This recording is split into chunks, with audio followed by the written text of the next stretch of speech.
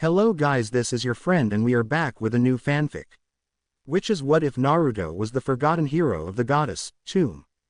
Part 1 Harem. And if you enjoy this fanfic then please press the like button and subscribe to my channel for more fanfic like this. And now let's start the fanfic. So he rest here. I hope what that man told me was true, he can aid us. Spoke a woman's voice. The woman wore a brown coat that hides her whole body with a large hood that covered her face. The area she had enters was known as the Hero Tomb. A place where one of the world's greatest hero was put to rest. However, legends speak of anyone who seek the desire of protector from evil or a warrior to defeat any form of darkness, they must come and seek the resting place of the hero. The cloaked woman looked upward as she stood before a giant stone door. There was strange symbols drawn on the door. The woman soon heard voices coming from above. There above on two large statues of headless warriors which the voices came from. Look brother, it's been ages, but we finally have company. I see that. Guardians here. The woman spoke. We must entertain our guest. You're right, we have to be gracious hosts. What should we do? How do I know? We need to come up with something. How about, we ask why this one is here? I came here to see the hero's tomb. Please let me through. The woman yelled. There was a long pause. The silence made the woman worried. Our job here is to guard this door. That's right. We cannot let you pass. The woman gasps when she discovered the voices were indeed coming from the two headless statues. The two headless statues jumped from their position downward before the woman. The force of their quake stomp created a strong blowing wind. That wind blew the hood off the woman, exposing her face to the headless statues. The woman had long beautiful silk blonde hair. She had long pointy ears. She had strong beautiful green eyes. She was an elf. Let her through. A bodiless voice spoke. Quickly the two headless warriors stopped. The two headless warriors noticed the giant stone gate symbols was glowing. Wait, this aura. Yes, this aura is indeed. The two headless warriors looked at one another. Even though they were headless, they kneel before the elf woman. You may enter his tomb. We will wait here, but be warned. Yes, be warned. Deflower the holy tomb and you will burn in the wind. I will not, I only to seek his aid, she said as she bowed her head to the two guardians. You are the first for a very long time to actually in need of his aid then. The first, she said with a frown. Yes, others would come to try take his power. But no one surpass us, ha ha ha ha. The woman became silent after hearing the headless warriors laugh. I wish to avoid a dark future that has haunted my dreams. If that is your wish then the hero will help you, if your wish is truthful. The woman walked past the headless warriors. Once she went through the giant stone gate, the gate closed behind. The hallway she now was within was dark. Lucky for her there was a torch. She grabbed it and used it to light her way through the dark large hallway. Hero's Tomb. After a long walk through the dark silence hallway, the elf woman finally made her way to the hero's tomb. Unlike any other tomb of any giving resting place, there was a throne, an empty throne. But right in front of the throne was large stone coffin. Before the stone coffin is a stone pad. The elf woman walked towards the stone pad and used the torch to read what it said. To summon the hero's spirit, light the heart with flames of hope. She said while reading what the stone text said. The woman paused as she didn't explain what it means by light the heart. She looked around. But then the elf woman noticed there was something odd about the stone coffin. Bringing the torch closer to the coffin to get a better look, when the torch's light was closed enough, there was a sound of a click noise. The stone coffin slowly lowered down to the floor. Once it lowered to an unknown lower level, what came up in its place surprised the elf. Rising up was a fountain, but not any normal fountain. This fountain had a strange aura surrounding it. Above the fountain was a floating blue orb. The blue orb gave a glow. Who do you wish to summon? A kind bodiless voice spoke. Who do you wish to summon? The voice asked again. I wish to summon the hero, who once saved these lands long ago before my kingdom rose. Her wish was. There was a long pause. You seek him, very well. Wait one moment. Once again there was a long pause. Hello. She tilted her head to the right. Silence welcomed her once again. What if it was just nightmare? No, it felt so real. I don't want it to be real. Please make my wish come true. She bit her bottom lip with a nervous look in her eyes. The blue orb suddenly burst into water as the water from the fountain suddenly took form, a shape of a person. Though the form was made out water from the fountain, he spoke as if he was alive. The summoned being that stood floating in the air before the female elf, looked down at her with a friendly smile. I am surprised. What this? A person who's here out of aid and not out of my power, huh? Are you the hero of this tomb? That I am. Please, you must help me. You must help save my kingdom and the kingdom of others. She begged. Whoa, easy, calm yourself, little lady. I'm afraid we hadn't been introduced. Tell me, do you know of my name or in who and what I was long ago? I do not. I only know you as the great hero. Your former home is now the home of my kingdom. The only information remains of you on this world is that you saved the world from a tyrant and a great beast. She told the spirit of the hero. I see. You were born from an age beyond mine and the children of my friends. If you're seeking my help, that means the age of peace had came to an end. The hero frowned. May I ask, what was your name? I am the hero of the age of peace. But you may call me Naruto, Naruto Uzumaki. He introduced with a friendly grin. My name's Celestine Lucullus in this vessel form. I am the reincarnated of goddess Laurentia. The elf woman introduced herself. The hero spirit grin became a kind wide smile. Her name and who she was brought his attention. So what is it that spooked a goddess in mortal form to summon my spirit? He asked. I dream. My dream foretold of an ill future. I dare not wish it to become a reality. I did not tell my people or servants of this dream. Let me guess, you don't want them to think you're crazy or have them worried. It is because who I am. They will believe me, though I do know some will not share the same feelings. She frowned. Ah yes, of course. He nodded. I see. Also, I noticed something else. What? She asked. These dreams you have of your foretold future. They are serious. I see the lack of sleep in those eyes of yours. He pointed at her. Indeed, Celestine lacked her beauty, sleep indeed. Her dreams that were nightmare so real it kept her wide awake for 3 days. She looked away with a saddened frown. Come, you have summoned me, but you must revive me if you wish to gain my help. How? Suddenly the ground floor an inch beside her suddenly cracked and was lower as each stone turned into a set of stairs. Enter my grave room, and the rest will be explained. Naruto's spirit vanished before her eyes as the fountain's water splashed onto the floor. Celestine journeyed downward to where Naruto was kept in his giant tomb. Upon entering the lower floors, Celestine discovered Naruto's coffin. Unlike the giant coffin that was on the upper floors, this coffin was different and special. There were markings on the side of the coffin and on a symbol in the middle of the coffin. Before the coffin there was another stone text. Celestine placed her hand on the stone text as she brushed off dust to get a better view on what it said. From life to death, from death to life again, hear my words and be reborn again, great hero.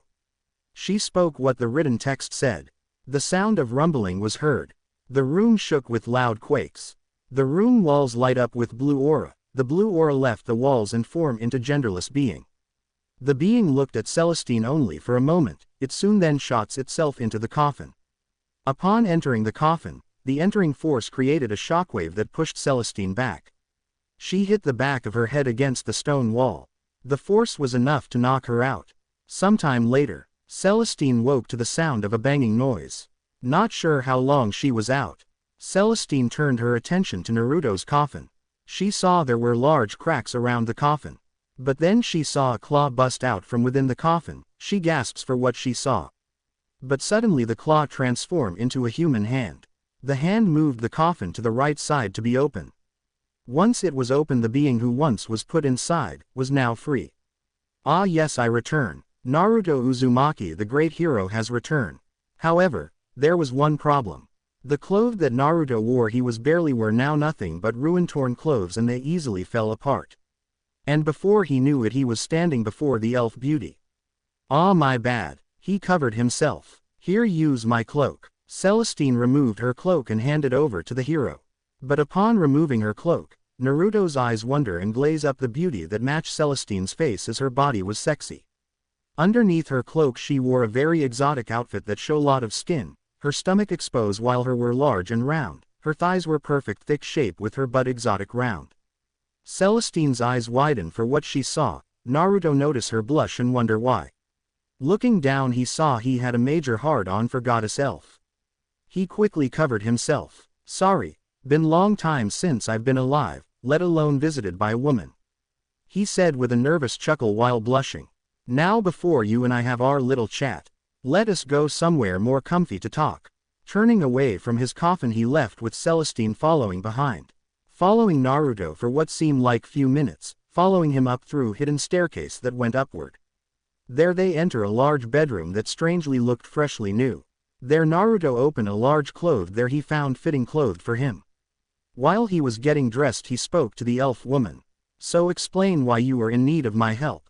Not every day I am needed to save a kingdom. It has been years since I was brought back to the world of the living.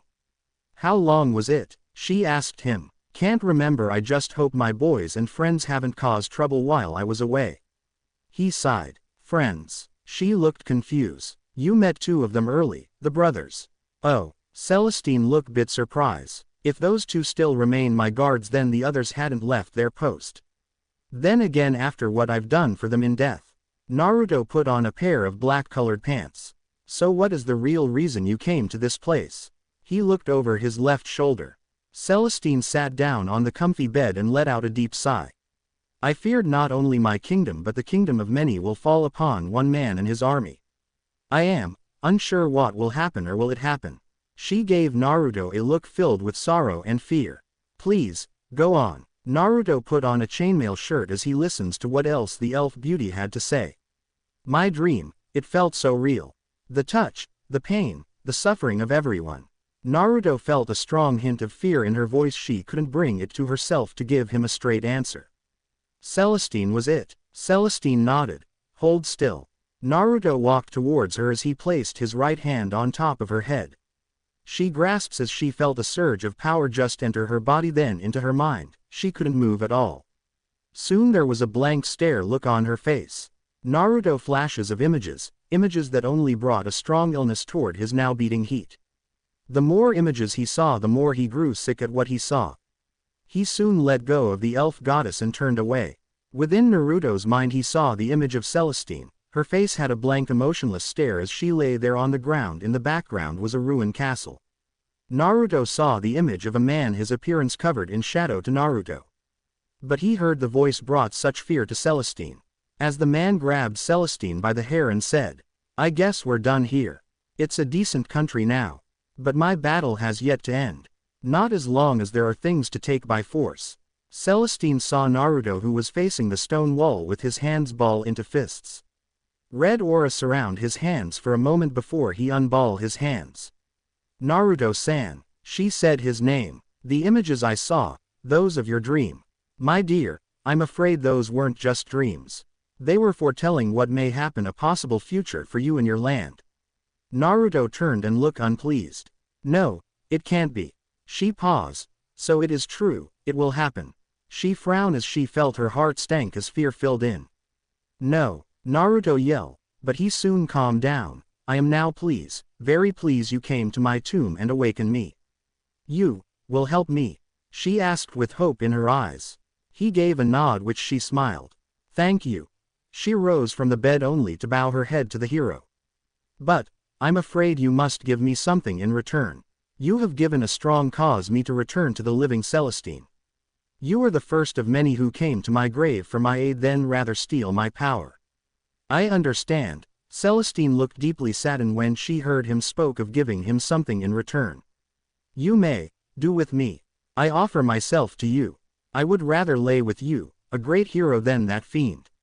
Celestine would give her purity to him if it means her kingdom and many lives would be spared from the dark future that could wait them in the end. No, he said. His choice surprised Celestine. He faced her face to face and looked her in the eyes.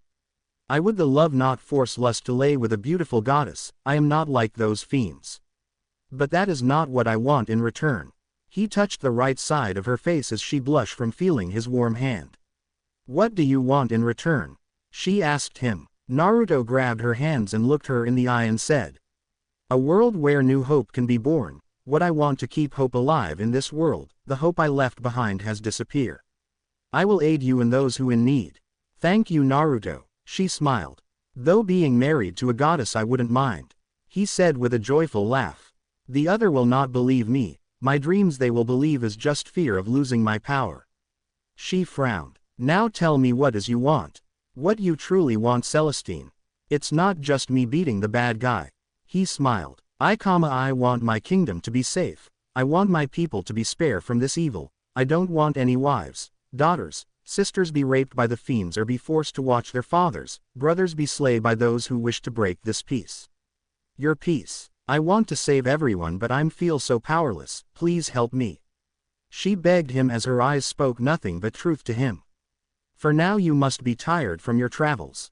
Please rest here, we will finish where we started in the morning. It has been a while since I've lived, so there are few things I must take care within my castle.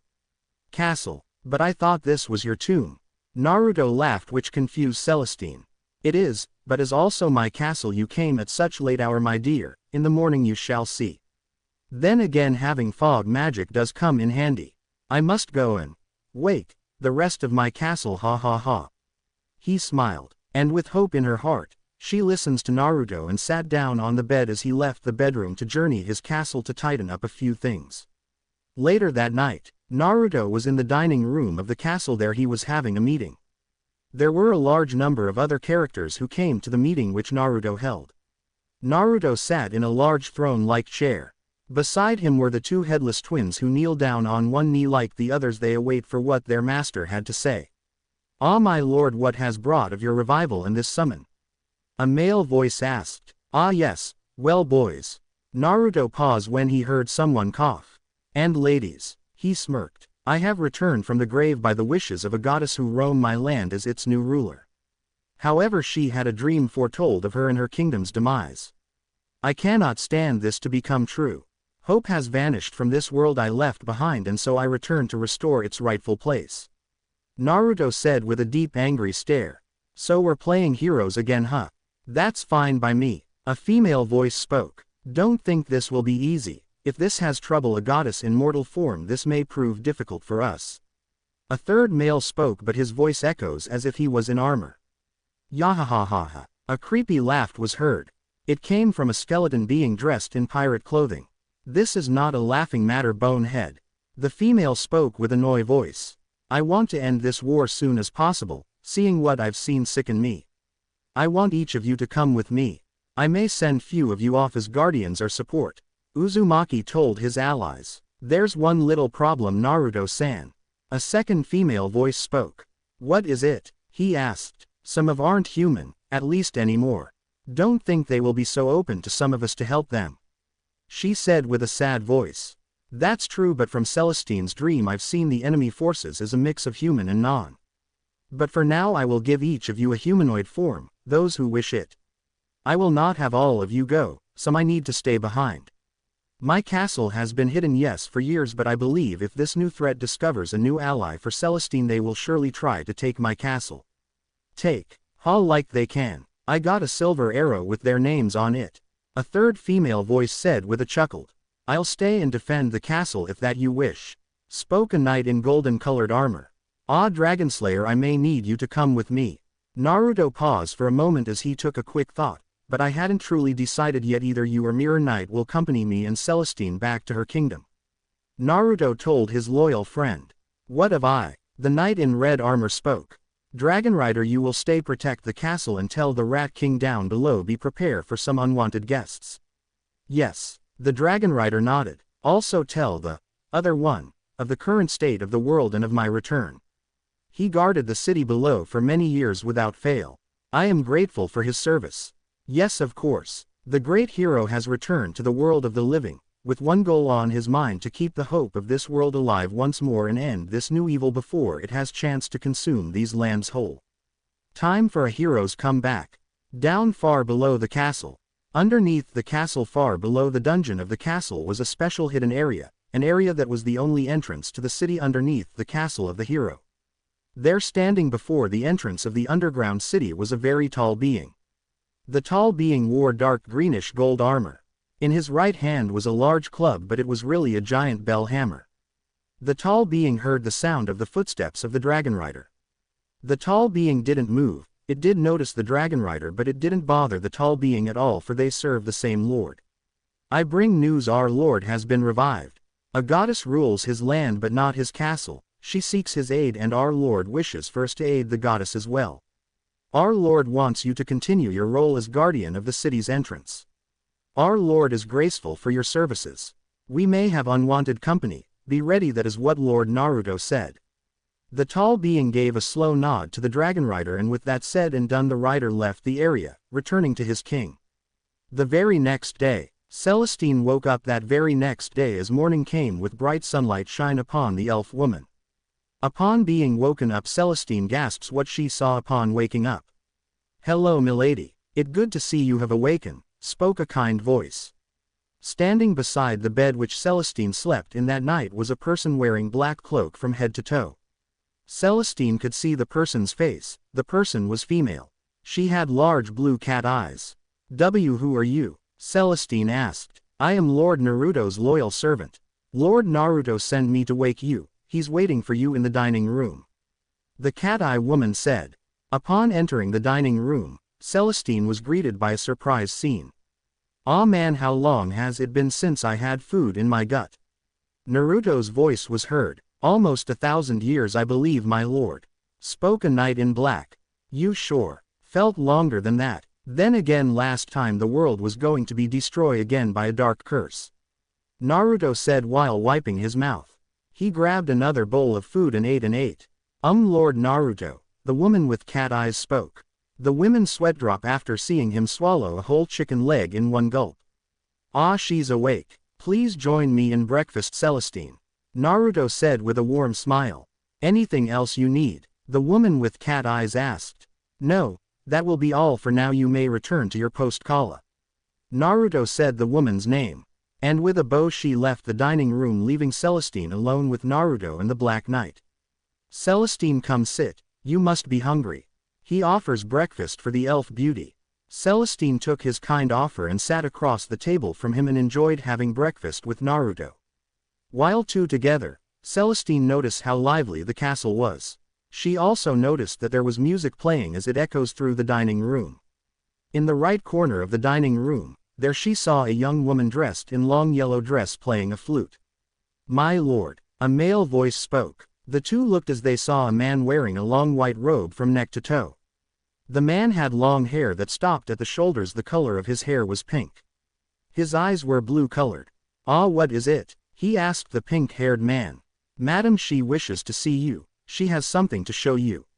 Naruto let out a small sigh when hear of the woman being spoken of.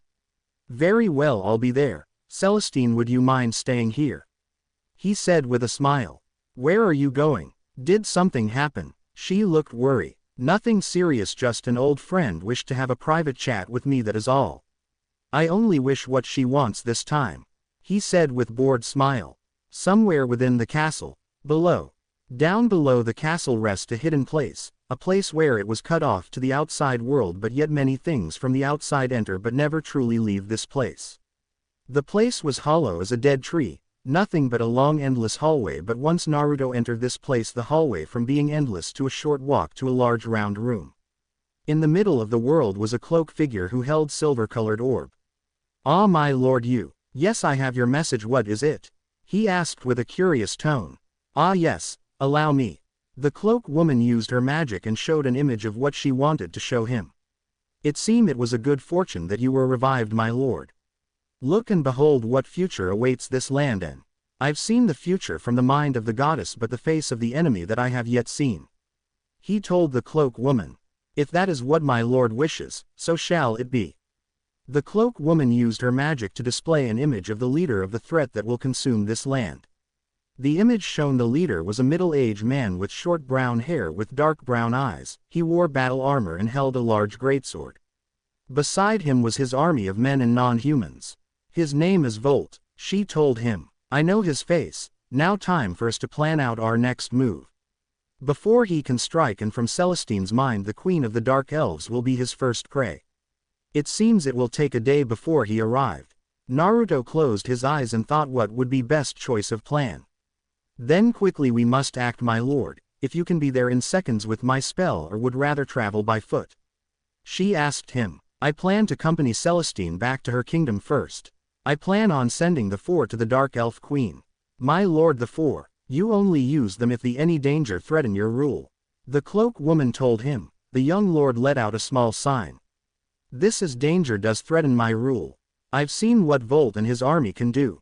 Sending the 4 will be needed but they will be watched. I will take one of the 4 with me. Where are they now? He asked the woman. Waiting for their lord to summon them. They wait in the same place as before, my lord. She explained. Thank you, Uriah. He smiled, which made the cloak woman acted shyly suddenly. Ah, before I forget, the old scale is waiting for you below. Uriah also mentioned. Ah, noted. I will see the old one after greeting the 4. He left the unknown room as Uriah vanished after casting a teleport spell, but not before she said. Be carefully, my lord, may victory be yours. Down far below the castle, Naruto was alone while walking down a long set of stairs. It became darker and darker as he walked down into the abyss below his castle. Naruto snapped his finger as a fire orb appears above his head. Ah yes, here. Naruto stopped and found himself standing in front of a large stone double door. Naruto pushed the double door open. I call upon you, my greatest arms, my sword, my shield, come forth and aid me. Soon voices came from within the dark room. Their voice sounded hollow, yet they echoes loudly. You call, my lord. A woman's voice was heard. Yes, he has called us. A man's voice was heard. He lives, our lord. A second woman's voice was heard. Why have he summoned, may I ask? A little girl's voice was heard. I need you for my loyal allies, my friends. But we lost our forms long ago. The male spoke. How we can help if we have no body? The little girl voice asked. Ah, but you have form, my friends. You just need to step out and greet me. You've been asleep for so long, my friends. Come on, face me in the light, I wish to see you. He waited for them come out from the shadows. Coming out from the dark room as asked, the Uzumaki was greeted by his most powerful and dangerous allies. The great 4 whose souls possessed power unlike no other. The first to step out was the one whom the male voice belonged to. The man wore a large set of silver armor he wore from head to toe. The helmet had one eye hole view, the eye hole gave a strong scary red glow. Behind the silver armor knight he held a large silver round shield, a giant silver greatsword. The tall silver knight gave a strong scary noise as his eye glow. Boom. The second was a female, she was very tall, standing roughly about 7 feet tall. Her eyes were dead gray. Her skin colored was white as snow. She wore a jet black dress that covered her body from neck to toe. But the oddest or rather interesting twist on her, was she had a long black tail with spikes. The third person was an odd one. The person wore a thick dark blue cloak that covered their whole body. Their face was hidden in shadow. The person was tall but nowhere near the height of the second female. The last and no least was the little girl. She had long white hair. Her hair was in twin tails, wearing a black robe. As she walks, the sound of chains was heard.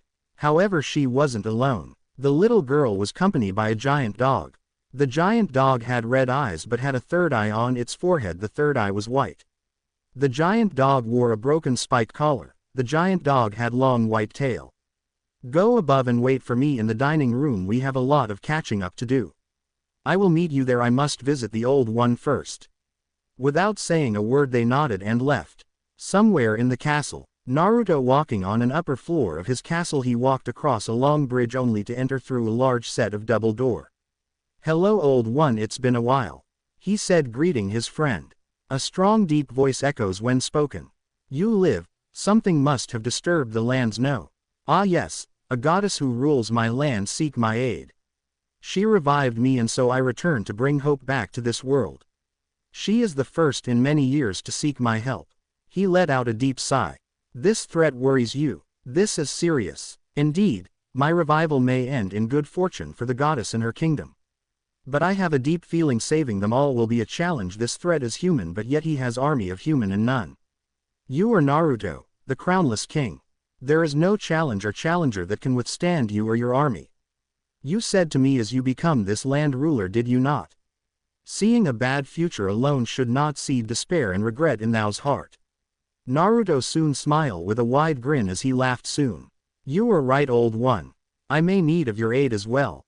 And what will that be? A big wide smile appeared on the Uzumaki's face. Somewhere else within the castle, Celestine had wonder off, she grew curious of what dwells within. She hoped everything was going well since she knew Naruto had a lot to caught up, especially after being revived. Celestine heard the sound of someone sleeping. The sound was loud, but yet whoever it was sleeping peacefully. Celestine saw a very large door. She opened the very large door only to discover what she saw within. Laying on the ground before Celestine was a giant-sized gray wolf. The giant wolf was accompanied by a little girl who had an old doll resting in her arms. The little girl was asleep, resting against the giant wolf, who also was asleep. Celestine couldn't help but smiled at the sight of innocence. "I see you met my daughter and Sif." Celestine heard a kind voice. She looked back to see who was there. It was a very tall giant female who wore a bright white robe that covered her body. She had kind eyes. There was something very rare about her appearance. Her eyebrows had scale bones while her eyes were bright yellow. Having short white hair, she had long fingernails as well long toenails, but the rarest of all, she had a long fluffy white tail. The giant woman before Celestine was beautiful. "Who are you?" Celestine said with a confused look. "I am Priscilla." She introduced herself. She noticed Celestine was staring at her white long fluffy tail. She had the stare of wanting to touch it. "Curious to touch, yes?" she asked with a kind smile. The elf beauty looked down in shame. "Don't worry, you're not the first." The giant female chuckled. "You are half human?" she asked. "I am." She nodded. "I am a crossbreed, human and dragon, an experiment from my dragon father." "How as you know, Naruto?" "Ah yes. Naruto came to me. He found me and offered me a life here. I serve as one of the castle's defenders and also one of the protectors of his tomb and guardian of the city below. He has given not only me but other a second chance." Priscilla explained. "Second chance." The crossbreed frowned before she sighed. "When I was born, I was an outcast. I had no role in life. I did not know why my father created me or what plans he had for me. But Naruto saw me more than just an outcast. He offered me a chance to live a life and I've chose to stay and aid him. Naruto is very dear to me. Naruto have told me of you, Celestine." "Has he?" "Yes, and do not fear. Naruto always keeps his promises. He has so for many, many years." "How is that Naruto ended up in grave? You speak as if his death was only temporary." The giant woman let out a small chuckle. "Because that was not his true death. Naruto has tasted death many times before, but the last one weakened him to the point of a long death, or rather a deep sleep.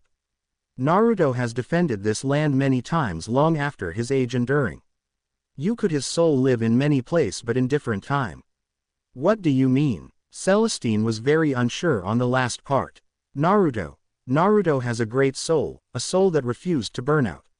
He once told me if his true death ever came, it would not be the end of him or the hope he brings. A soul that burns brighter than any dawn. A great flame that burns brightest in the dark." Celestine could see how much of a good person he was, welcoming outcasts to his castle, bringing hope to those in despair and being the light in their darkest hour. "I wish to speak to Naruto. There's something I wanted to ask him." "Ah yes, come with me. Very soon you shall depart." The throne room. Entering the throne room with Priscilla, Celestine was greeted by two knights. One was the dragon rider and the other was the dragon slayer. The difference between the two rider and slayer was, rider wore red armor from head to toe, the helmet had long spike horn. The body of the armor was dragon markings from the front around to the back.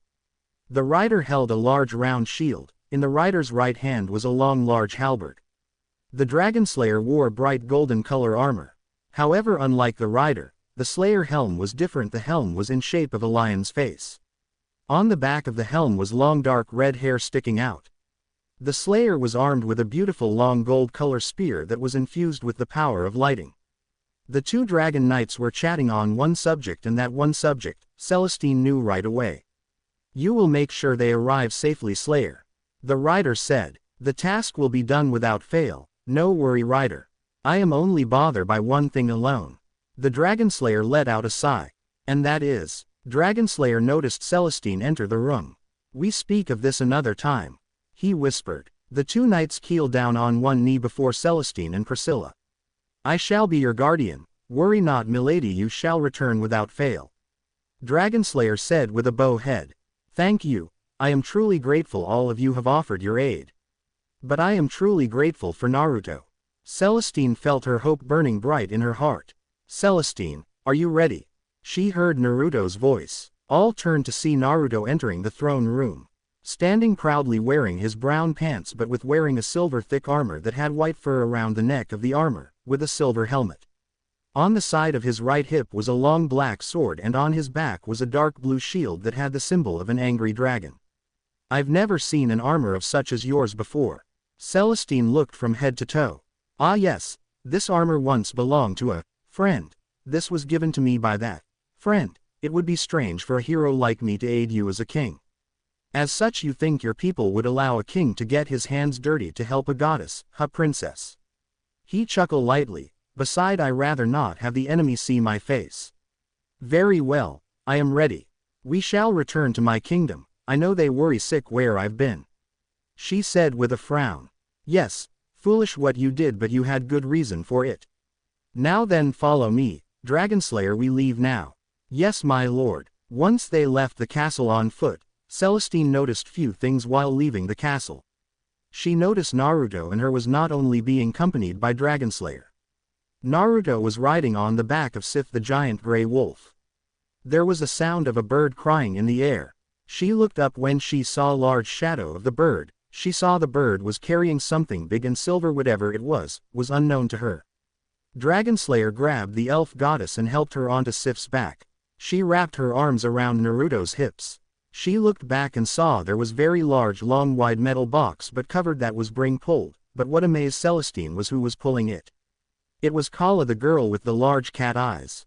Kala was pulling with a single large roll with both hands. She didn't seem to having any problem not showing any signs of struggle. Sitting on the side of the carrier were knights of different color, one was white, black and blue. The one that bothered Celestine most was the white knight he had an arrow stuck on the back of his bucket-shaped helmet.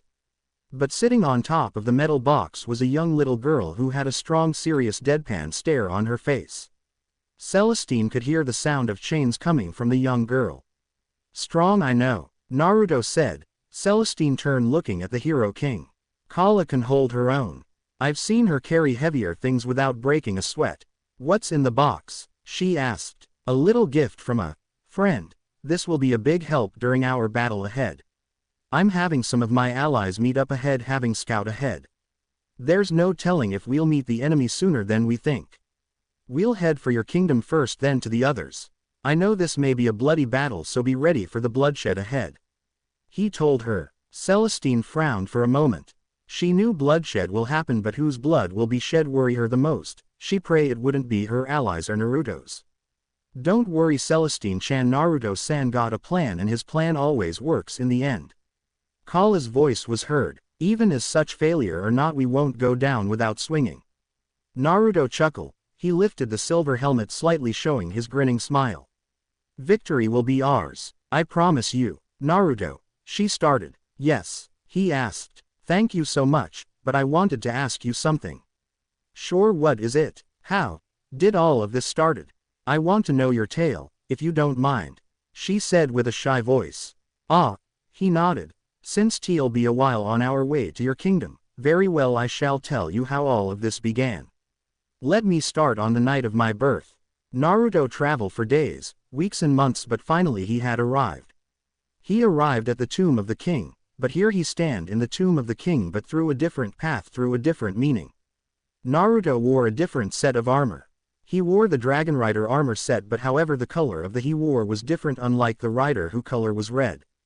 Naruto's color was black. Naruto was armed with a large shield with the sun crest on it. His weapon of choice was long black sword. Within the tomb of the king, a giant figure sat there with its back facing Naruto. Naruto walked slowly as he caution walked towards the giant figure. But however the moment he took one more step the giant figure spoke. I know of you, seeker of flame. The giant figure spoke in a kind old voice. Naruto stopped. I am Vendrick, ruler of Drangleic. The figure looked over its right shoulder. Naruto saw the figure's face. He had tired gray eyes, his beard was thick and gray as was his hair. He wore thick black-colored armor with gray feathers around the shoulders and neck of the armor. On his head was a round gold-silver crown. Seeker of fire, conqueror of dark. I, too, sought fire, once. With fire, they say, a true king can harness the curse. King Vendrick sighed. A lie, but I knew no better. Seeker of fire, you know not the depths of dark within you. It grows deeper still, the more flame you covet in your heart. I know of the dark within me. But fire still burns even now after what I've lose. I do not remember my life before. My memories are but shatter fog fragments. He told Vendrick, your flame, strong it is. Better than my flame. I am no king, I am more fit to be a jester. Naruto let out a small sigh and looked hurt behind the helmet. He could his heart ache. He could tell Vendrick had failed his people and his kingdom was falling. Nevermore hurts a king then to see what he has built fall to pieces. I am king of this wretched, unraveled kingdom. I subdued the giants, and claimed their strength. So that I might step closer to first fire. First fire. Yes, fire. Power of the first flame. With it the impossible is possible. Drangleic will fall, the fire will fade, and the souls of old will re-emerge. With dark unshackled, a curse will be upon us. And men will take their true shape. Are you another such fool, or something much more? He asked Naruto. I am Naruto Uzumaki, that is all I can remember. Seek of flame, I sense you have defeated one of the spawns of the dark. Yes, Vendrick nodded, one of the father of the abyss spawn. The abyss destroyed but not killed. Fragments still roam wanting to be whole again. Others thirsts for power spread dark with no rest. I'm sorry, I didn't have a choice. Naruto shut his eyes and gripped his weapon and shield. No need, my dear Nashandra was one such fragment. She born from the dark driven mad for lust for a worthy vessel for the dark. Vendrick looked at the little man as he smiled. Seeker of flame, my kingdom may fall. But a new shall rise. Hear me now, guard your flame, do not let the dark seek in. Guard your flame, guard your throne, and most important guard your kingdom. I promise a new kingdom shall rise. The flames will continue to exist, the fire won't fade. I will make it burn. The power of the first flames shall continue to burn as hope in this world. His words made Vendrick chuckled as the king let out big laugh. Go then, continue the flames. You will be challenged by the dark again and again as was I. We shall meet again, Vendrick. He turned and walked away. I doubt it, young soul. But I pray your kingdom will be more successful than mine's. May the flames guide thee. End of flashback. And next time I met Vendrick, was in battle. He killed few times but I came back each time. Hollow he became and freed him from the curse of the undead, I did. Even though we met only once, it was as if he was a friend. The hero king finished telling one of his tales. Naruto, I never knew you lost so much but you stand so strong. You kept on fighting even after being killed. Celestine said with a frown. Yeah, I may have lost what is most important. But I rebuild and gain anew in return. My friends I grew up have long since passed. But I have new friends and you, Celestine, are one of them. He said, while smiling behind the helmet. I am graceful see you as one of your allies. No ally, a friend. Ally are people I trust but their trust can be brought, destroyed or stolen. But a friend is someone I trust, truly trusts, one who won't betray me or others. Because they share a bond so strong it will live more than one lifetime. That is what I call a friendship. Celestine felt his words were true. He didn't die nor was filled with regret. What he said was the truth. Yes, I feel it. A strong light burning within him, I feel hope. The goddess's thoughts were, I won't let you fall, Celestine, the first promise. I'll be there to hold your hand. He looked back lifting his helmet while giving her his infamous trademark hope-filled grin. Celestine blushed when she heard him.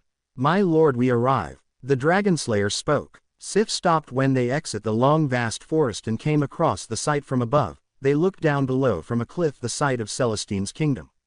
So this is your home. You have a beautiful kingdom. He told the female elf. Thank you. Come, we must hurry. Down below, the group was stopped by a group of soldiers and archers. Their swords withdraw from their sheath, arrows ready to be fired. Wait, Lady Celestine is with them. A female voice yelled. Celestine hopped off Sif and stood before the group as the group of night walked toward them. Lady, you've returned. We looked for you everywhere. We fear you were captured or worst. said the female knight. I'm sorry to bring worry to your hearts. But, it is not safe to speak of this matter right now. I would like my guest come inside. Who are they, milady? The female knight asked. My friends, she said with a warm smile. My lord, Dragonslayer spoke. Yeah, the armor of that knight, it bothers me in many ways. Noted, he stared. I will say their choice of armor set is most interesting. I guess it served to lower the enemy's guard. Both Naruto and Dragonslayer were blushing behind their helmets. The armor set the females of Knights War was different to Naruto's and Dragonerslayer's thoughts. The group of female knights that stood before Naruto armor set caught their interest the most. The appearance of the leader of the knight, she had reddish-brown hair, she tied her hair in a knot hairstyle. Her eyes were beautiful blue, her skin was beautiful smooth white. The armor set she wore shone lot of skin as her stomach, her upper thighs, her buttocks, underneath and side of her were exposé, but the rest of her body was covered in silver color armor. She wore a headgear that looked much like a crown. The other female knight armor set was more exposé of the skin than the leader knight. The female knights walked toward Naruto and his group. Naruto and Dragonslayer gulped down their spit, cause when the females were walking towards them, their jiggle in her hips swings as they walked. Okay, this is gonna be hard to control. Naruto sweat drop, he was both turn on yet upset. Now I see why they lost, such armor have many weak spots to strike. Slayer's thoughts were, I thank you for returning Lady Celestine to us. The leader knight offered right hand out to Dragonslayer. Dragonslayer stared at her hand, but his eyes wander elsewhere. He quickly turned around and walked away. He walked toward Kala and the others. Something, I said, the leader knight said with worry confused look. Please don't mind him, he's not too friendly with other knights from other lands. Naruto lied, he knew why his Dragonslayer turned away. I see, the female knight said with a frown. I have business here with Celestine and few selected others. Me and my friends need a place to stay and Celestine said you guys have a spot for us. Naruto asked with a curious tone. Yes we do, please follow us. Celestine said. Please wait. Would your friends wait here?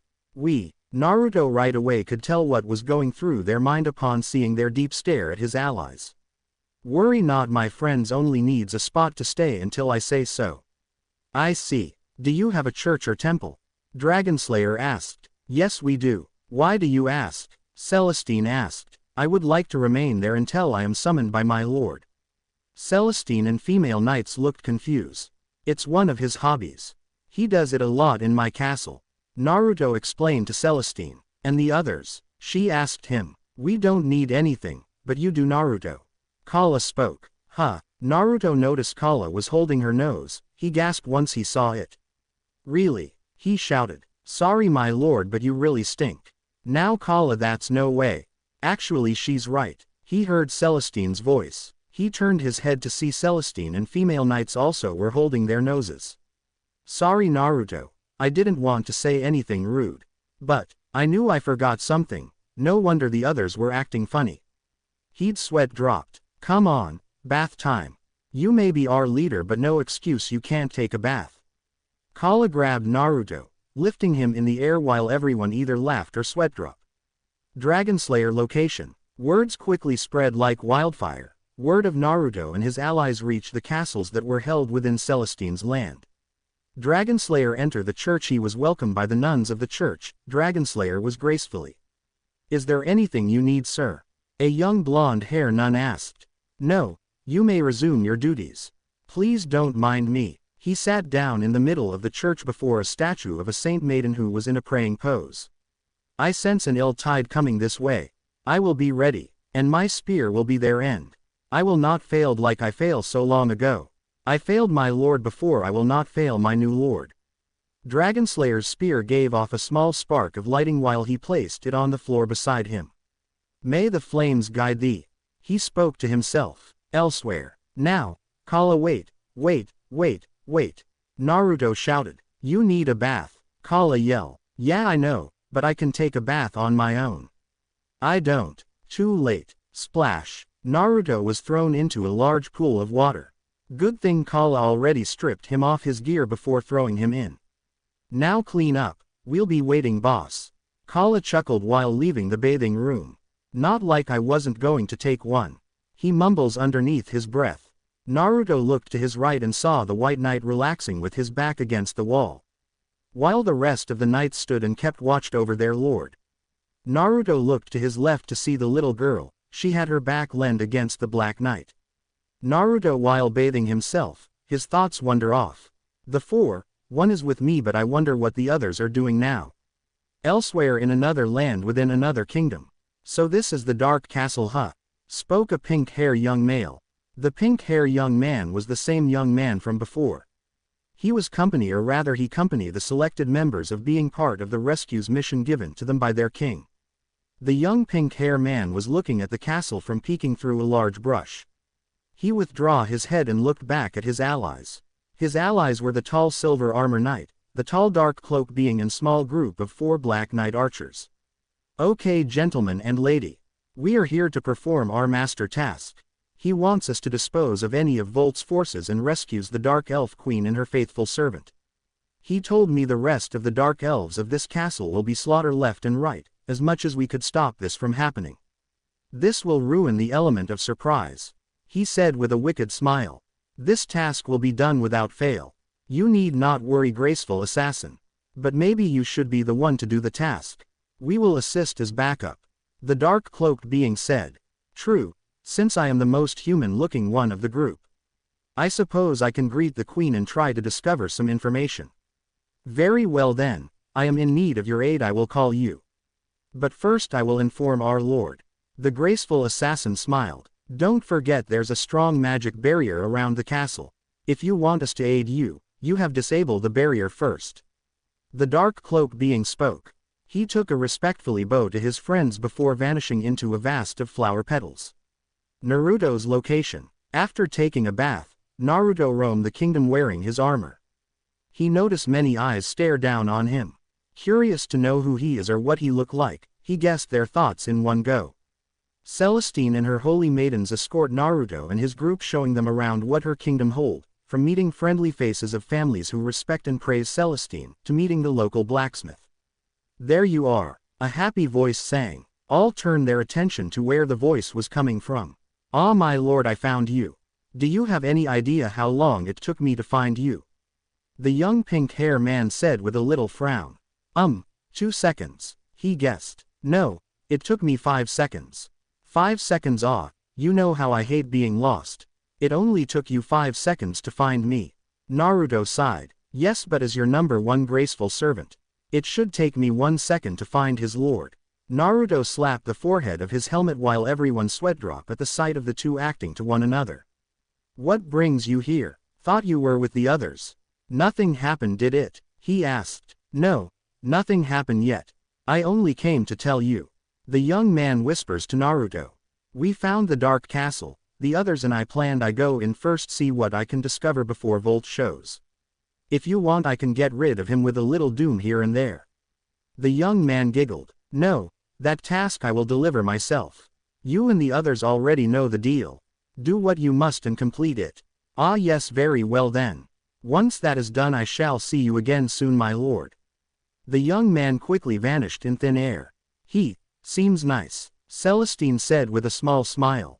He's a good kid. One of the youngest new members found him on the edge of death. Ever since I saved his life, he became one of my most loyal servants. He can be a bit of an oddball at time.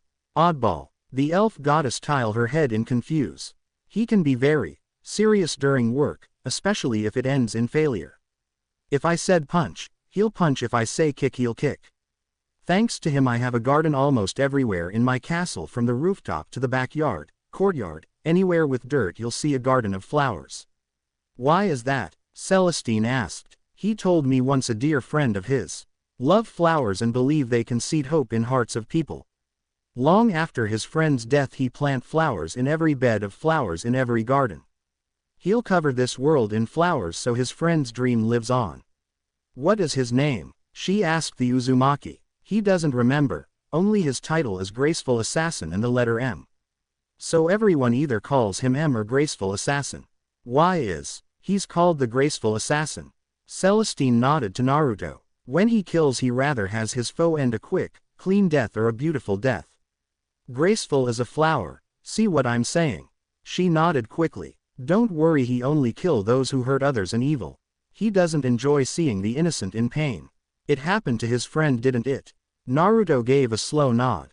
Within Celestine's castle, Naruto was given a large guest room, while his group was given normal-size guest room. Naruto didn't have a slight look of worry at all. He knew his allies on the other side were performing well. But he noticed how worried Celestine looked. He saw how her smile towards the villagers of her kingdom was a fake smile. He knew deep down within she was cracking apart. Soon night came to the land, and Naruto was asked to dinner, being Celestine's guest of honor. And of course his friends were asked to join. However, to Celestine's surprise, only the little girl came while the others didn't. Celestine was alone in the dining room with Naruto, Kala and his little friend. They had a large meal before they left. He said with a smile, but in truth he lied, since most of his allies were no longer human and seeing them eat would be a big chance for all to see their face behind the helmet, which wasn't a pretty sight. Naruto, may I ask, who is your little friend there? Naruto looked at his little friend. Ah, her. Naruto chuckled. This is Lin, she's a daughter of a friend. Celestine noticed the odd behavior Naruto was having. My mother was a powerful witch, she has great control over magic of fire. Lin spoke before returning to silences. My, but you're so young, why are you here? Celestine asked with a small frown. I'm older than I look, beside my mother have long since passed. Naruto took me when I was little. He taught the magic my mother taught him. For that I serve Naruto. She has a pet dog that follows her everywhere she goes. But I told her to keep it home, might need it for later events. Lin smiled for a second before returning to deadpan expression. Later events, the elf goddess asked with a worry look. When Volt strikes, Naruto will kill him. Lin said, you're actually waiting for him to attack. Celestine yelled, way to go Lin. Kala facepalm. Celestine smashed her hands down on the dinner table. She yelled with anger in her voice. Why are you waiting for him to attack first? I thought you said you were planning to defeat him before it even happens. She yelled again. No, I will waiting for him to strike first. He will strike the dark castle first, then soon the castles here one by one. I know what will happen after peeking through your mind. And you still will allow him to strike first. You're just going to let him attack us, let him rape us, let him taste victory before ending him. No Celestine, he didn't say that. Kala spoke for her lord. No, he promised, you gave your word. You told me you'll give the world hope again. Your hope. Celestine shut her eyes and ran away in fit of sorrow. Great, he sighed, thanks a lot Lin. She was happy too. Kala sighed. No problem, she said while drinking a cup of tea. You planned this, didn't you? He stared. Yup, she answered quickly. Why? He asked. She seems very lonely, she's beautiful. You and her should, you know, make up. Lin looked at him with innocent eyes. I promised to help her, I promised to give her hope. He sighed and groaned. Then, help her as you promise and give her your hope, okay Lord Naruto. Lin looked at him, a small smile formed. The hero king sighs and rose from his seat. You own me, Lin. He pointed at the little girl. Better go before you lose her, hero. For being born from a witch's soul you sure take after her. He shook his head before he took off in a hurry. Foolish hero but a great king, that's what you are Naruto-san. Lin chuckled. Kala laughed. You just wanted our lord get laid. After leaving the dining room, Naruto caught up with Celestine, who was about to enter her bedroom. Celestine, I want to say I'm sorry. You didn't allow me to finish. I did peek into your mind but, what? She asked with a large saddened frown. I didn't see everything. He sighs in disappointment. What do you mean? I thought you said you saw it all, explain yourself. She asked. I only saw the beginning and end. I didn't see who betray your allies. I didn't see the faces of whom was deflowering the females and you. Their faces a burr. I didn't tell you because I didn't want to crush your hope. So I told the others to wait until I spoken. So you wasn't. No, I wasn't going to wait until he won. I do plan to end the bastard life with my very own hands. I've seen the leader's face thanks to a friend. But I do want to save everyone and save you Celestine. He grabbed her hands and looked her in the eyes. Celestine, my friends, they deserve a second chance and I gave it to them. I gave them hope in their new lives. Now I give you hope. Don't give up. Don't give up on me. But, I'm scared, I don't want it become a reality. I fear he will win even with your help. Tears ran down her face. No, don't be afraid. I never want to see you shed tears.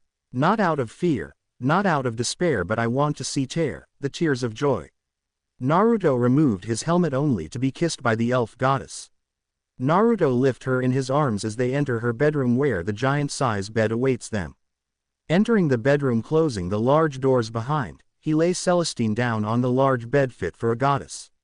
Naruto removed his chest armor and chainmail. His lips pressed against Celestine once more. Her hands rest against his chest. Breaking the kiss, Naruto blew gentle wind toward Celestine's right ear. He kissed the right side of her neck and moved his kiss downward. Hearing her soft moans, he easily dishclothed the elf goddess. Feeling embarrassed, she covered her large chest. Don't stare, please, she blushed. Sorry, hard not to stare when I see such beauty. He kissed her right nipple, then to the left. She moans upon feeling his soft kisses. Naruto felt Celestine's right hand gently brushing against his pants. She felt the hard rod underneath.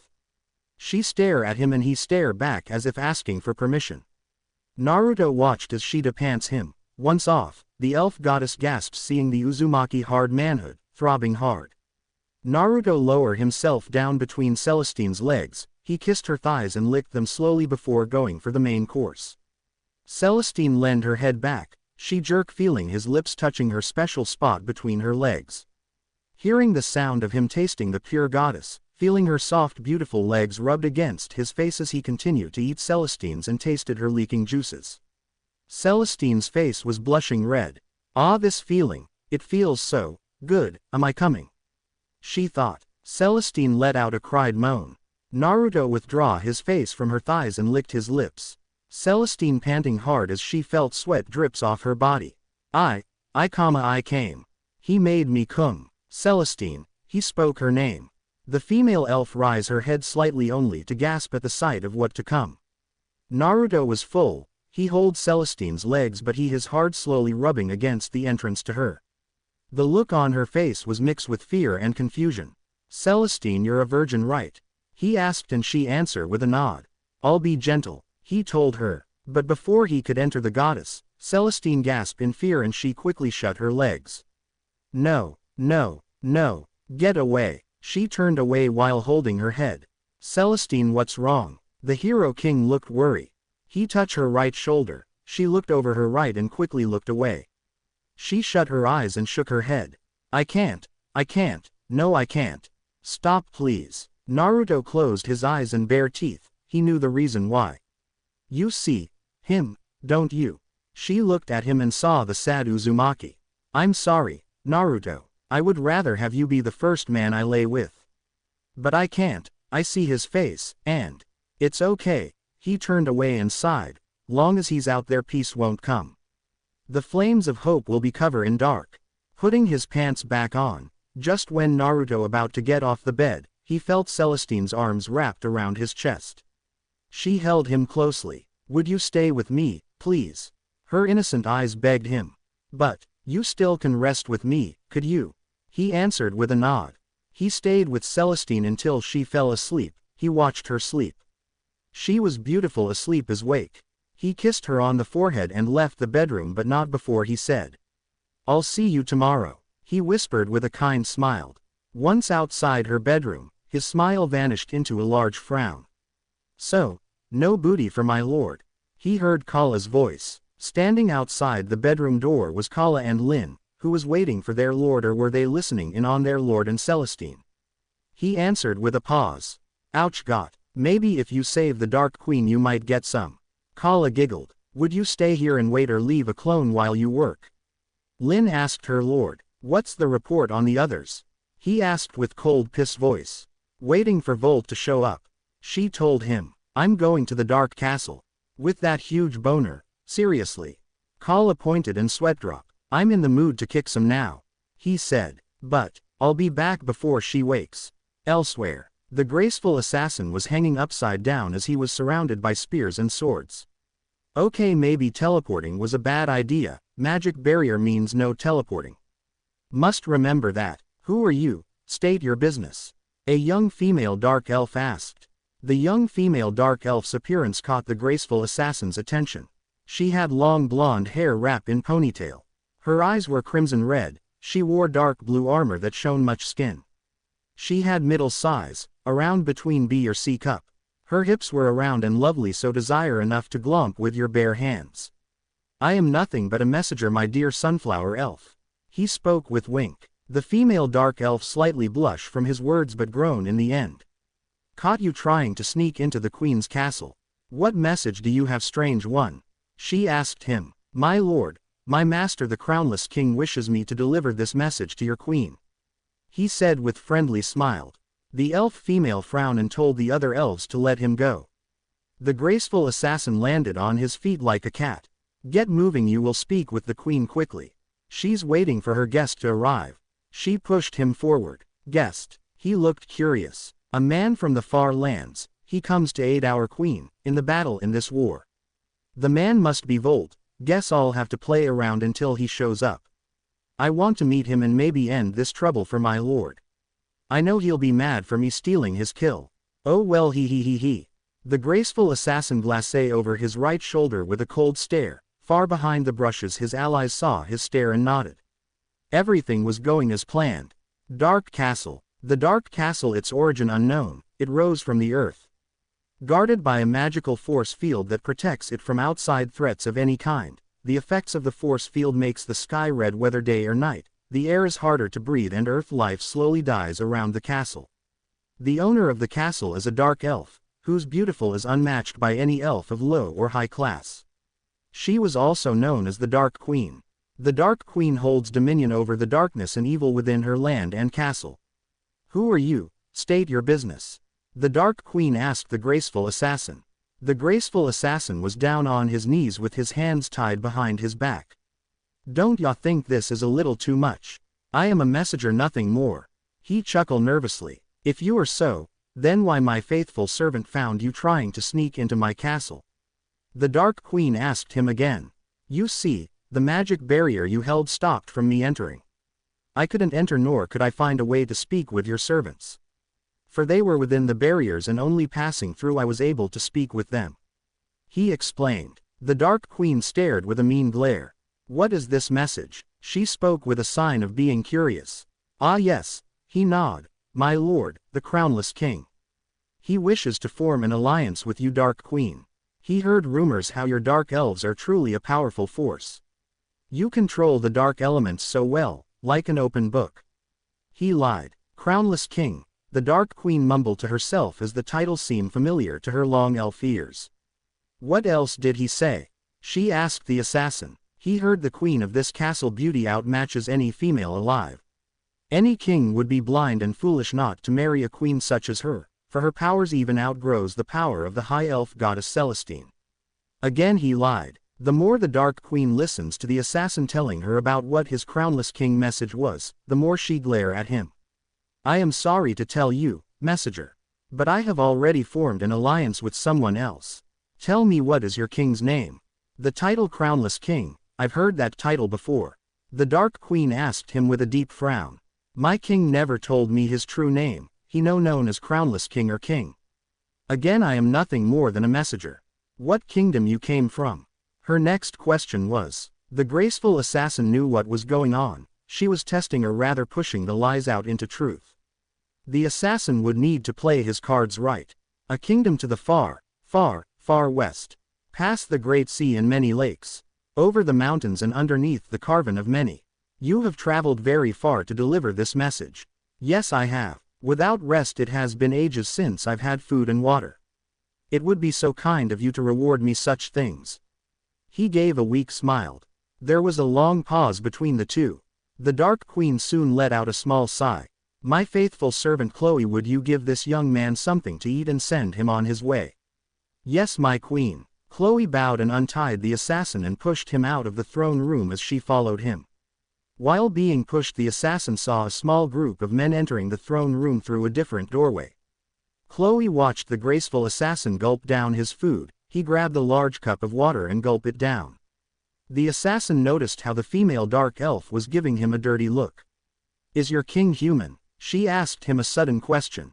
Human as I, or human as human can be. He answered with a trick answer. What do you mean? She looked confused. I may look human but I am not. My king, is he human or is he human as human can be? What is a human? He asked Chloe with a smirking smile. Answer my question, she yelled. He is human, the assassin smiled, but he is more than human. I was on the edge of death and he found me. Others turned me away, left me for dead.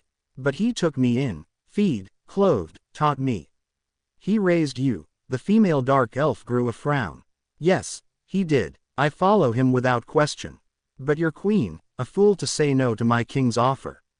What did you say? She's a fool to say no to my king.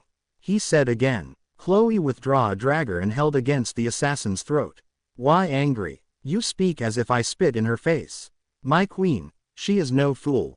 She seeks aid in this war, and you and your king only came late of this hour. If not for my queen you would be slay. If so then that why is your queen's choice will doom your race? He asked with an annoyed stare. Our race's doom? What are you talking about? She asked. She held the dagger close to his throat. What is it you know? She glared. I know that my lord have foreseen the demise of this castle and the dark fate of you and your queen. Please don't be a fool. Listen, flee this place, undo the deal with the one called Volt. Chloe's red eyes widen in shock.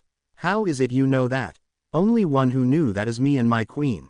Because as I said before, my lord foreseen the fate of you and your queen. Suddenly the assassin paused with gasped face. What's wrong? She asked, but the assassin didn't answer. Suddenly Chloe heard the sound of her fellow dark elves screamed. Chloe left in a hurry to see what was going on. Little did she know that would be her downfall. Have you found the Dark Queen yet? Naruto's voice was heard within the assassin's mind. My lord, the attack on the Dark Castle has begun. If you wish to strike Volt now would be a good time for you to show up. Damn, I'll be there. I want you and the other do some cleaning up. Make sure everything clean before I get there. The graceful assassin closed his eyes and held out his right arm as a long scythe appeared in his hand. The scythe was long and beautiful with the color of pink. It will be beautiful. He grew a wicked smile. Throne room. Why did you betray us? Chloe yelled. Chloe was down on her knees with her hands bonded by chains. The being whom Chloe spoke to could only smiled. The being snapped his fingers as out from the shadows of the throne room were giant orc men. The orc men set their eyes on the prize, and that prize was Chloe's body. Did you really think your queen would win this war without giving us something in return first? The being spoke to Chloe. You bastard, you're dead. No, you're already dead. You're corpses, she said with angry eyes. Are those your last words? Said a young man with glasses asked. Chloe growled. So be it, my lord. The young man with glasses looked at his boss. Enjoy yourselves with the queen's loyal servant. The orcs grew large grins on their faces. As circled Chloe with lusting eyes, Chloe gasps with fear in her eyes. These orcs are going to rape her and no one, not even her queen, was going to save her. Whoa, wait a minute. A new voice spoke. All turned their attention to the one entering the throne room. Chloe gasped when she saw who it was. It was the graceful assassin. But there was something wasn't right. Who are you? The young man with glasses asked. Who am I? I'm a nobody. The assassin laughed, but I do believe I had business with that elf first. He pointed at Chloe. Really now? Yeah, she and I were having a lovely time before we were rudely butt in. You would to enjoy her before the orcs have her, huh? The being spoke with a chuckle in his voice. The assassin chuckled. If you don't mind. He turned his attention to Chloe. You're scum. Chloe glared at the assassin. Look at that face. Isn't she beautiful as a flower? Any man would be one lucky soul to be marrying to such lovely dark elf. Imaged waking up with that beauty, cooking for you, bearing your child. The assassin noticed the orcs were getting turned on while speaking of Chloe can do or become. You bastard, don't give them ideas. She yelled. The assassin looked at her and chuckled. Please, before I start first, may thou introduce himself to I. We have not met. The assassin waited for his answer. We're here. But there's a barrier. The only way to disable the barrier is attack the central top. Can you do it? Naruto telepath voice spoke. No problem my lord, one moment is all I need. I will hurry, me and the queen's servant Chloe is about to get jumped. Then the young man with glasses spoke, you stand before our lord and leader, Volt. Hearing the name Volt made the pink-haired man grew a big smiled. Ah, thank you. Finally, I get to meet the man my lord so looking forward to, kill. The assassin summoned his scythe and instant he sliced through 4 of the orcs that surrounded Chloe. The assassin his right hand in the air as a bolt of black lighting shot from his hand and into the heavens. Get him, Volt ordered his men. The assassin smiled as he looked around seeing he and Chloe were surrounded by Volt's men and 7 orcs. Oh, I should warn you, I may create the thunder but I won't be the one who bring it. You and what army? You are a fool, a dead fool. The young man with glass told him. Before they could even jump them. Bam! A large giant sword came out from the heavens. Coming down from the skies was the large silver knight. Voom. His eye glowed. Where's our lord? He asked. He'll be here soon. The orcs attacked the silver knight first as they grabbed hold of him, while the assassin was attacked from behind. One of Volt's men stabbed him with a dagger. Gah! He'd yelled in pain. One of the orcs grabbed Chloe by her hair and dragged her away. The orc thrown her towards a group of 5 other orcs there. The orcs couldn't wait rape her. Chloe looked to see her heroes were busy with Volt's men and the other orcs. My queen, please wherever you are, please save me. Chloe's thoughts were, look out, a male voice yelled. Chloe gasped to see where the voice was coming from. She looked above and saw a knight in a cloak figure looking down from above. The knight's right hand glowed red as he shot a fire orb downward. Chloe quickly ran for it as the orcs that were going to rape her was burned alive upon impact. The knight jumped down followed by the cloak figure. What is it? Who are you? Volt asked the knight. Who am I? I am a knight. And you are in my way. The knight threw another fireball but this one was bigger. Volt and his men dodge out of the way as it destroyed the throne Volt was sitting in. Watch where you're throwing that. That the queen's throne. Chloe yelled. This place isn't your anymore. Chloe, the knight told her. How do you know my name? She gasps. I'll explain later. Right now time we finish this. The knight launched himself towards Volt. Volt brought out a large black greatsword to block the knight's attack as the two clashed their blades again and again. Your skills are amazing. Surely you can join us. Together we can rule over this land. The women bow to our every needs without question. We can start with the dark elves. I'll even let you have go with the queen and her servant. Volt said with grin. You won't stop with this castle? He asked Volt. Of course not. All 5 lands will fall in the kingdom of Celestine. I will save her for last, the other will fall and feel my as I steal their innocence. Sooner or later they will submit. Think about it women, power all in your hands. He waited for the knight's answer. That offer of yours, the two broke their clash struggle. Will you join us? You can take that offer of yours and go to hell. The knight slashed his black sword upward slashing Volt's face. Volt yelled in pain. You piece of shit. Volt slashed his greatsword downward which only blocked by the knight's shield. Volt strike down again but however, the knight swing his shield parrying Volt's attack leaving him wide open for a fatal strike. Just when he was about to impact Volt with his sword, the knight was grabbed from behind by a giant orc. My lord, are you okay? Volt's men asked him. The knight stabbed the giant orc in the face killing it in one shot, after being freed. The knight looked at Volt who was now being protected by his men. My lord, the queen is being held in the dungeon below this castle. I sense a large group heading towards the throne room. My lord, we can't stay here or else. The cloak figure told him. I could end this with Chaos Storm, but right now getting Chloe and the queen out is our main goal. Tell the other we're rolling out. Get Chloe out of here, I'll get the queen. I'll bait them with my favorite spell. He chuckled. Yes my lord. The cloak figure opened its cloak casting a dark fog that blinded everyone within the room. Ah, what going on? Chloe asked. Hey, time we leave. Ah my lord, what a graceful escape this is, he. Boom. Suddenly there was a large explosion was heard.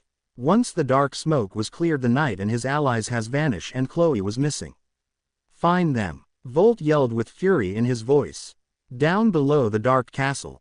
Running with haste the knight running down the stairs and entered the floor where the queen was supposedly kept. Naruto stopped by a locked cage and looked to see there was a person locked inside. You must be the one causing the noise up above, are you not? The person was a female, judging by her voice. That am I, and I am here to save you. Save me, by whose orders? The crownless king, he said. I see you are a messenger like the odd one before. Yes, seem you avoided his warning and offer. Ah, no worries, we will deal with your mistake afterwards. The knight slashed the cage's door lock and kicked the cell open. Stepping inside, he greeted the Dark Queen, behind his helmet, his eyes upon seeing such dark beauty. The Dark Queen's appearance was outstanding. She had long beautiful black hair that reached down to her feet. Her eyes were burning amber. On top of her was a small crown. Much like Chloe was a dark elf, the Dark Queen had longer elf ears. On each ear there were 3 ear rings. She wore purple color style of clothes that, however, it didn't cover much. As her stomach, her thighs are slightly shown, shoulders and buttocks were shown. The Dark Queen eyes lower down as she said, I would ask you to stop staring at, but it seems too late, seeing the rod pointing from your pants. She pointed at the knight who had a boner. He's sorry, it just you're so beautiful.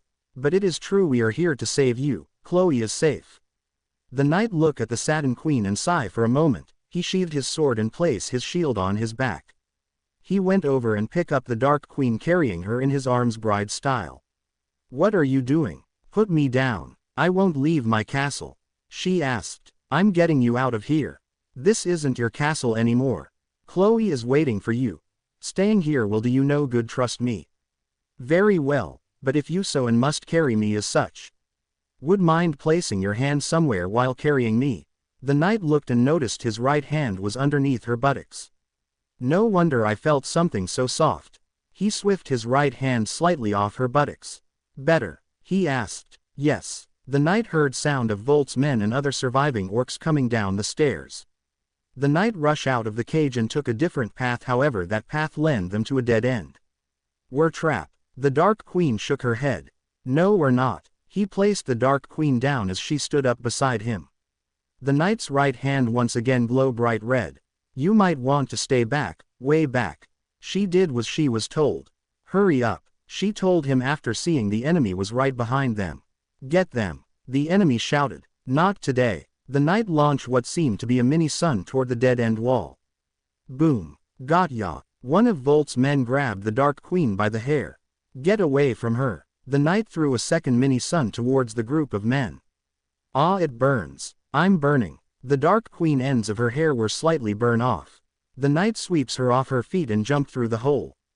The Dark Queen held the knight head close to her chest as scream. Down below was nothing but a pit of spikes. The Dark Queen suddenly fainted. That's not good. The knight held his left hand in the air as a giant bird came from nowhere. It wrapped its talons around the knight's right arm and carried the two off safely. Naruto's castle. Being dropped off on the roof of the castle, the knight landed safely. There Chloe was standing there with the giant silver knight. My queen. What happened to her? She asked. It's okay. She just fainted. I'll take her to the guest room to rest. Few minutes later, Naruto was enter a room. There he found his graceful assassin laying on the floor asleep. Naruto couldn't help but smiled. He was glad to see his assassin was fine, especially after being stabbed in the back. Get up, he said. My lord, he shouted, waking up. Ease yourself, I just wanted to check up on you. The Uzumaki chuckled. I am fine, my lord. A backstab is nothing. What of Chloe and her queen? Ah, they're fine. Chloe watching over her queen, she's still asleep. I've seen Volt and so far what he has. He has the Dark Castle and from Celestine Dream. He used the place for capture prisoners. It will be his base for now. I will need act quickly before they strike again. I believe they will strike a different castle. These lands are so big, we will have to split apart. So you think it'll be wise to bring the princesses here or the villagers as well? Asked. I don't think it'll be wise to bring the villagers here. Within each castle of that village holds a traitor. I got a gut feeling. I will rest here for a moment. I will return before morning comes. Celestine will notice I'm gone. He sighed. Chloe spoke of her queen seek aid to win a war. She got Volt to aid her but seemed he betrayed her. I wonder if there was anyone else he promised to help and if there are any of his men already inside the selected locations they will attack. Wonder. This made Naruto worry. I feared that may come true. I will wait for a second attack. If it does happen and I find a traitor, I will act quickly and get the riders double up on guard duty. He shook his head. I have a possible idea, but I don't think you will like it, my lord. M frowned slightly. What idea do you have? He asked. Set a trap for Volt and his army, using your castle as the location. But using Celestine as bait. M waited for his lord to react to his idea. Now that's either a good idea or a bad idea. I won't use Celestine as bait. I've seen the fear she has for Volt. I won't put her in that danger. I thank you for sharing the idea, M. But if that idea I ever decide to do, I will sure my castle will be his living hell. Naruto's eyes glow red for a moment. Ah yes, my lord. Do you wish for me to keep an eye on Chloe and her queen? M asked. Yes, make sure they feel home. But after I leave I want to have a word with Chloe or her queen. There's something I want to ask them. Very well, also before I forget. It seems the Dark Queen to know your title, my lord. M told him. Thank you, M. Naruto gave a nod before he left. Guest bed chamber. The Dark Queen awoke. She blinked her eyes twice before her sight became clean. She found herself in someone's bed. You're awake, good. She heard Naruto's voice. She saw Naruto standing at the bedroom door. He closed it behind and walked towards the Dark Elf Queen. My castle, she mumbled. Taken, he said. So it wasn't a dream, she sighs with closed eyes. So I'm afraid not. Volt betrayed you and took your castle. If it wasn't for I and my friends, you and Chloe would have been enslaved. Maybe. She stared at him. Think you could have took them on by yourself? Okay, even if you did. He had more men waiting to attack. I know I dealt with them while I was on my way to save you. It was a lost battle from the start. He stared right back. The Dark Elf Queen was silence his words, her hands ball into a fist. I have to return, my other subjects they're dead, he said with a deep frown. The Dark Elf gasps. Sorry, my right hand told me. They were slaughtered while you were captured and I saw many bodies which were elves. Who are you? What this place? Am I your prisoner? She asked with an angry glare. Ease yourself, you are no prisoner. You are my guest and welcome to my castle. I am Naruto Uzumaki. He bowed his head. The elf grew a wide smile. Hey. He raised a brow. So the crownless king still lives? I am surprised. The Dark Queen chuckled. You know of me, he gasps. Not in person, but I know the tales. The hero whom saved this world from a great beast. Legends say you disappear shortly after the Age of Peace arrive. And here and now you are here. Tell me. You are here to save the world again? She asked. You could say that, he said with narrow eyes. I would like to ask, why did you seek Volt's aid, and please tell me you weren't going war with Celestine. The Dark Queen was silenced by his question. The silence made him sigh heavy. Not going to ask why since you know the answer. She asked him. I've lived a long time and heard many reasons of war and battles. Right now I'm more fixed on fixing this mess. I've seen the future, a possible future, and it is very grim, my dear. You should be graceful. I've saved you and Chloe. You have no. I saw, she said. Saw what? I saw you and the other rescues Chloe. I saw with my magic. I knew what they were planning to do. Though she and I may be the last dark elves left. What is there left for us? I lost my castle, my new allies betrayed me and my people were slaughtered. What do I have left? She said with a sad frown. Your lives, your freedom and each other, that what you have left. He told her. She looked at him as if he was crazy, but she soon let out a sigh and gave in, agreeing with him. Where's Chloe? She asked as she looked around for her loyal servant. Being escorted around my castle by one of my servants. You are my guest and you still remain. For how long? Long as you wish, or until I decide what to do with you. By the way, I never got your name. He grew a friendly smirk. Olga. She said her name while baring her teeth. Seemed she didn't like giving her name out to anyone, even to a great hero. It's a beautiful name. She blushed from hearing him. I must return before Celestine finds out I'm gone. Wait, yes. What will you do with Volt? Kill him and his allies. He said with a calm voice. Olga got out of the bed and walked towards him and said, he betrayed me, thus he deserved death, but, why do you wish for his death? Naruto closed his eyes and reopened them, giving Olga a scary glare. He scar one of my friends and for that he will die. I never again want see fear in her eyes. Olga remained silent and guessed what Volt might have done to piss off the great hero. I see, I'm sorry for what happened to your friend, she said with her head lower. Don't worry about it, at least I was able to save you and Chloe from what could have happened. Olga saw his hands ball in a fist. How is it you're still alive? The tales spoke of you 1,000 years ago, she asked with confused look. Ah, the tales be true, I've found ways of surviving this long.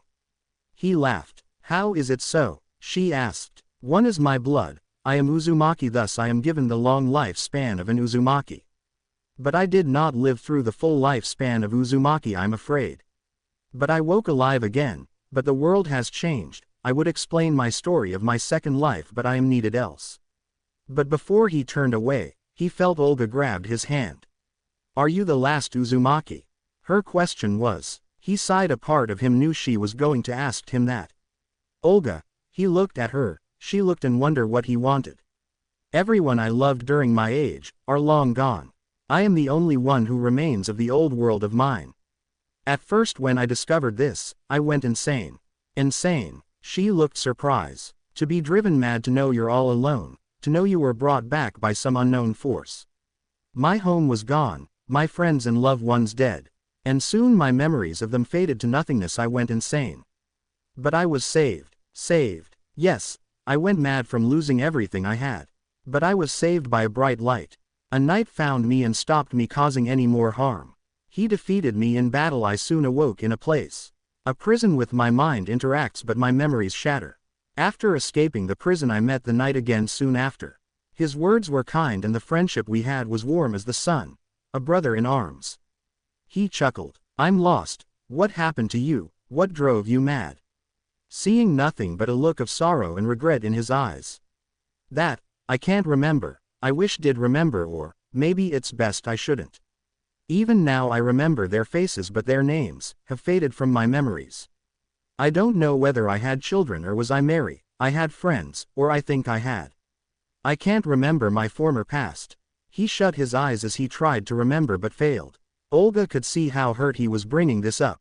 Olga placed her right hand on his chest and he looked away. Now is not the best time. He told her name. When is? She asked him. Do you really wish it, with someone like me? You are the great hero I read about as a child. It is a dream come true for me. To lay with my dream hero is even greater. So be it, but know this you are. Every king needs a queen. She giggled. From what I've seen it's a bit of a coin toss if you ask me. Olga pressed her lips against the great hero's. The two continue their encounter, towards the bed. Olga unbuttoned his pants and pulled down his pants. The dark elf queen gasps when she saw Naruto's fully hardened and throbbing right in her face. His size was about at least 8 inches long thick. Olga was just shocked to see her great hero was so large. She grabbed the base of his and began to stroking him off. Naruto let out a little moan upon her stroking him. He looked with bliss. He was being jerked off by a dark elf, a queen nonetheless. Feeling her soft warm right hand pumping his hard rod, the look in Olga's eyes told him, she was turned on. Olga paused for a moment as she felt her getting wet just by jerking him off. Olga saw precum leaking out from the head of his man rod. She then licked the head of his, tasting the precum dripping out from the. She kissed the head getting another taste. Naruto moaned loudly. He felt the soft lips of a queen kissing his. It felt like an angel was giving him a heavenly blowjob. She opened her mouth taking his large inside her mouth. She started to bob her head, giving him the pleasure of oral from a woman. Then reached her right hand underneath his balls and gently grabbed them and stroked them while blowing. Naruto could hear the sound of Olga starting to gag a bit, feeling his thrusting against the back of her throat. Naruto felt himself on the edge of orgasm. Olga withdrew Naruto's from her mouth while taking a big gasp for air. Ah, Olga. He bare his teeth. He blast a large loaded load of sperm towards Olga's open mouth. But however the cum shot load shot at her face.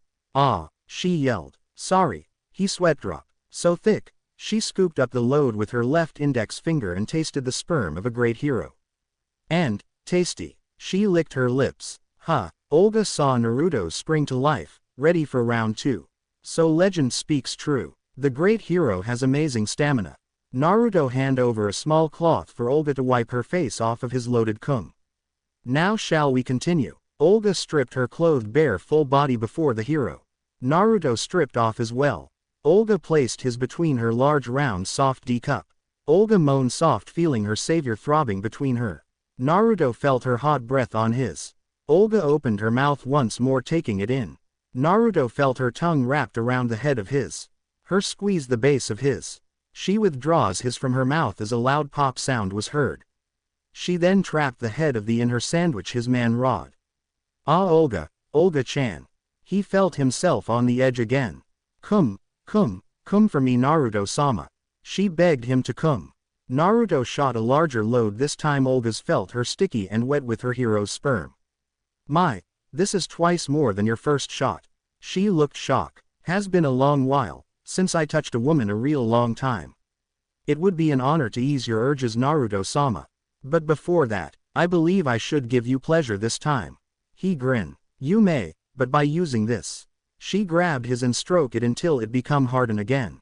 Why are you so easy, going with this? I heard dark elves aren't so nice, especially towards humans. He said. We have our reasons, and Chloe has hers. It will take some time for her to trust a human. Why is that? He asked. Long before I found her, she was a slave at a young age. One day while being taken to another master, she escaped and I found her and gave her a home and a second chance. And that second chance was almost ruined because of me. Olga frowned. And because of me, that second chance still lives. He smiled. Olga nodded her head and rested down on the bed and opened her legs wide. Naruto grabbed his and stroked it against the entrance to her dark elf. I know, you wouldn't hurt us or enslave us. I have the power to see into people's mind and their hearts. And what I see in yours, I saw nothing but a broken heart, a heart that needs to be fixed. Please, Naruto, make love to me. Will you accept my request? He paused for a moment. Olga waited for his answer, accepting a request to make love to a dark elf. It took him all of 10 seconds to make his choice, and his was. Ah, Olga grabbed his shoulders. Olga, are you okay? He saw he was hurting her. He stopped for a moment. No, I'm fine, please continued. Looking down, he quickly looked up at Olga. Olga, you're a virgin. Olga closed her eyes as her cheeks turned red. It's okay, it make me happier that I save a virgin queen. He chuckled. Please, continue, I can handle it Naruto. He thrust into his dark elf queen in a slow pace. The bed quaked as he'd pound the queen. Olga sank her nails into his back. She started to draw blood from digging deep into his back. He annoyed the pain and kept focus making love to Olga. It's starting to feel good now. You're so thick. Ah Naruto, ah Naruto. Olga wrapped her legs around his hips, not letting go of him, keeping close as possible inside her. Thrust deeper into her. The sound of flesh clashed together echo through the bedroom between a man and a dark elf. Ah, I'm coming. Oh no, I'm going to come. Olga screamed. In one thrust, he came inside the dark elf queen. Olga orgasm surged through her body. She held him tightly. She felt his cum entering her. She felt it filling her womb. You are the only man I will ever let cum inside me, she said with heavy panting voice. That's great. I never felt so damn lucky, he said in a tired voice. Wow, I can't believe 3 big shots, wow. Olga let go of him as he rolled over to her right, both looking at the ceiling, panting hard. Sorry, that never happened to me before. I must be tired, he said with a tired smile. Huh, she didn't understand what he meant by that. Okay, I'm ready again. Naruto roll over back to Olga. Huh, what? No Naruto-sama, I'm tired. Wait, ah. The guest bedroom was soon filled with the echoes of happy moans coming from Olga. So far everything was coming together just fine for our king hero.